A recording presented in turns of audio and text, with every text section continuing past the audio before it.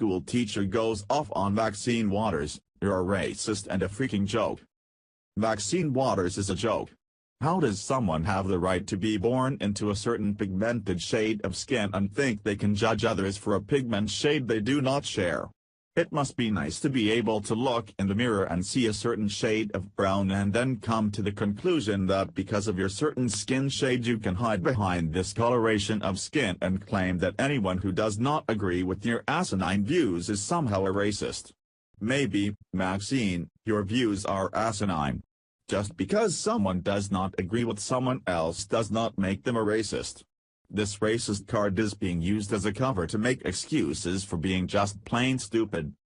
As an inner-city school teacher, it is evident that the division based on race is getting more and more prevalent in the classroom.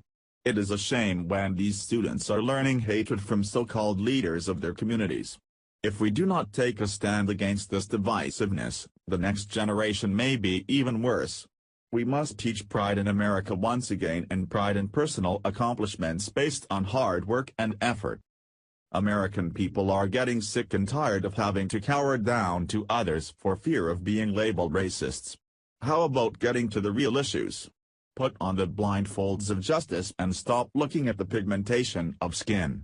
Some people cannot step back from the physical differences and look at the real issues at hand. We are all Americans. We had better get together and fight against our true enemy.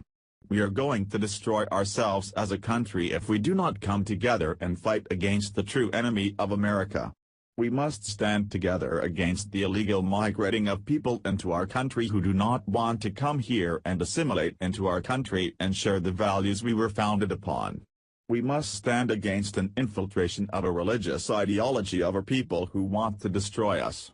We must stand against division based on skin color. A house divided will not stand. America is made up of a vast and diverse type of people. When we fight among ourselves, we will not see the fox who is sneaking into the hen house. How is a person like Maxine Waters taken seriously? She wants to pull out the race card for every debate. Maybe Maxine should tell the people who share her same pigmentation just how she is able to live in a $4.3 million house based on her income as a community servant. Obviously, she is not speaking for the commoners. She is not speaking for the people who work hard each day to put food on the table and try to make an honest living just existing and paying bills. She is sowing discord among Americans whenever she opens her mouth. Hopefully, people will see through the smokescreens the Democrats keep sending out that only cloud the real issues we are facing as Americans. Maxine is now using her race card just because questions are being asked where she actually got her money.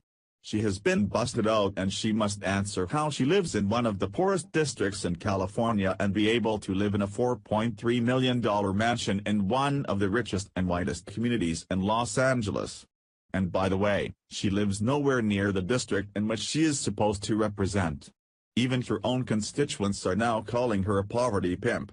As a public servant, her net worth has now increased into the millions of dollars while the district she was elected to represent continues to languish in poverty. If she can keep these people believing she has their best interest in mind, she can continue to line her pockets with gold. She wants to blame racism for the legitimate question of how does someone who works in a community service job afford such an estate. The problem does not lie in the fact that she has money and lives in a multi-million-dollar mansion.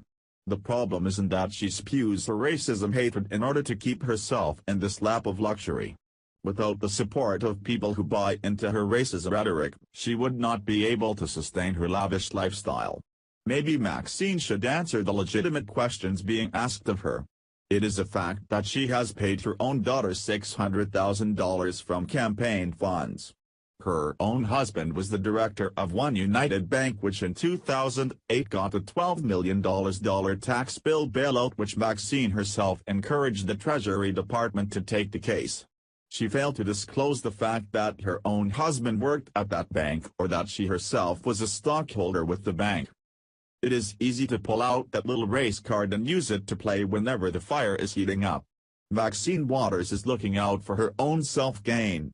She cannot relate to the true Americans who are trying their best to make a living and provide security for their families. She cannot relate to the students who cannot even supply their own pencils and paper. Thankfully, most good Americans are not moved or influenced by the color of one's skin. If only people would truly be judged not by the color of their skin but by the content of their character.